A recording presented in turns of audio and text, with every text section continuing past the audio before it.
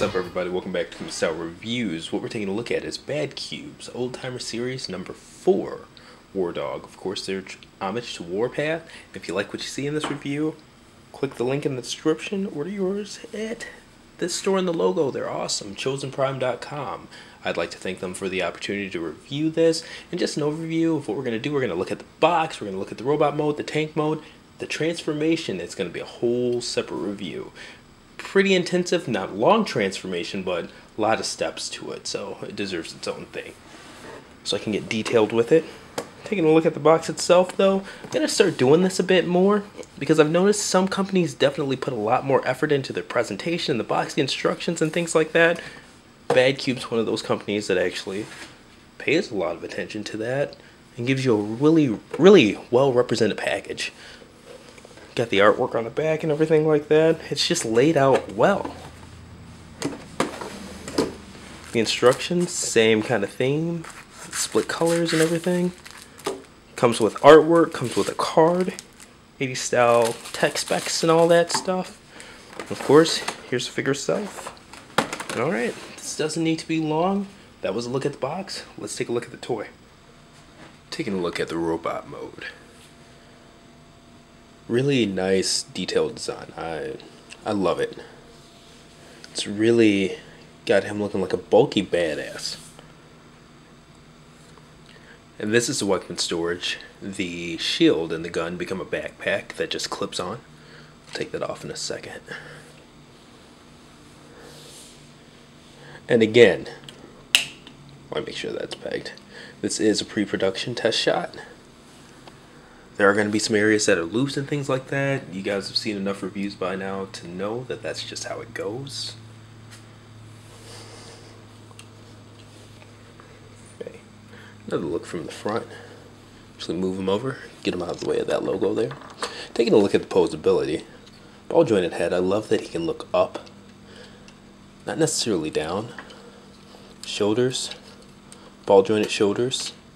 Even swing up and things like that. Bicep swivel, good elbow bend. There we go. Okay, and see what I mean about the loose pieces. Ratchet and waist swivel, which is nice. Alright, just gonna peg that up. And unfortunately, on this test shot here, the weight of the backpack actually makes it become unpegged. So I wanted you to show you guys how that looked. Alright. Went over the waist swivel.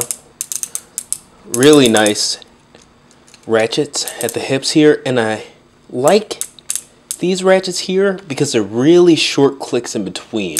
I reviewed Fans Project's Volar not too long ago, and there was a lot of space in between them.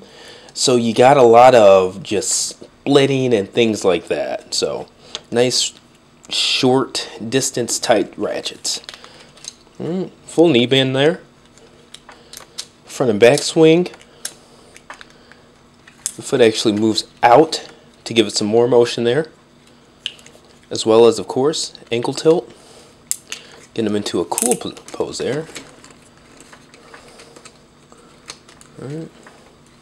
I've actually got them going the wrong way for Iron Man, but let's see. Not the best, but on the fly. He's got surprisingly good posability. For looking so, I don't want to call him stumpy, but he's definitely a big bulky bot. Okay, getting this separated here. Simple as taking off the gun. Okay. An area of posability I didn't go over. Of course, he has wrist swivels, but his fingers do move out a lot like the Warbotron bots. Actually, exactly like the Warbotron bots. His hands. Now, the weapons can be kind of intimidating. You've got this big, thick area here with the peg that pegs into the inside of the hand here. The way to put these weapons in: first, you go through the finger, and then you take the fingers and just bend it in, and then it naturally just goes into the peg there. The shield's a little bit harder because you don't have as much space to work around, but it's doable. See, it tries to tries to swing closed, but once you got it, you got it. Right. And that's just the looseness in terms of the prototype, but it still holds up pretty well. I could probably do some nail polishing and things like that, and see I didn't have the shield in all the way. So we're going to try that again. You can tell when it pegs because his fist will close all the way. It's just pretty hard to do reaching across the camera here, but make it happen.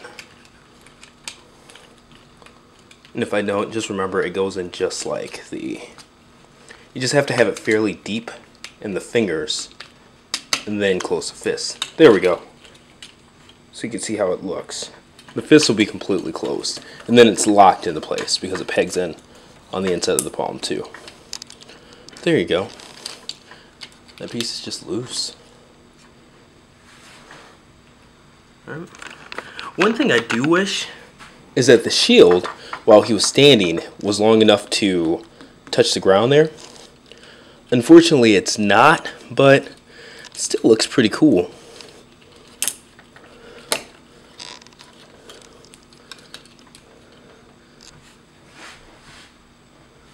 Nice and big. And his arms are a wee bit short to get him to go through under the arm, but if you do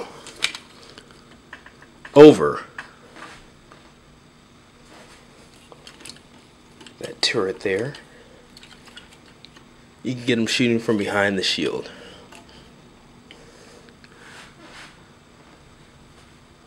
There you go, there's robot mode.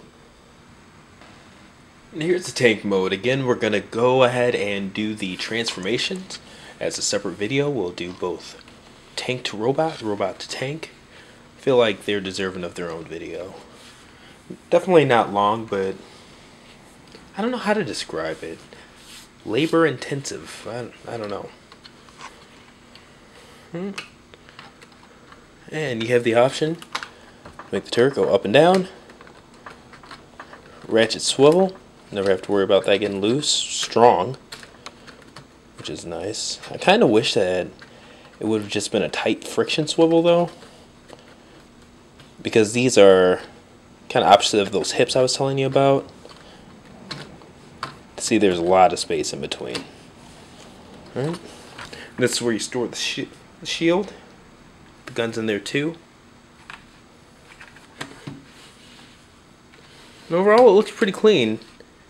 There are definitely lines in it and things like that from the transformation, but they're not too noticeable. They go well with the detailing on the tank itself. See how it looks there? Right. And there you have it. That's Badcube's Wardog.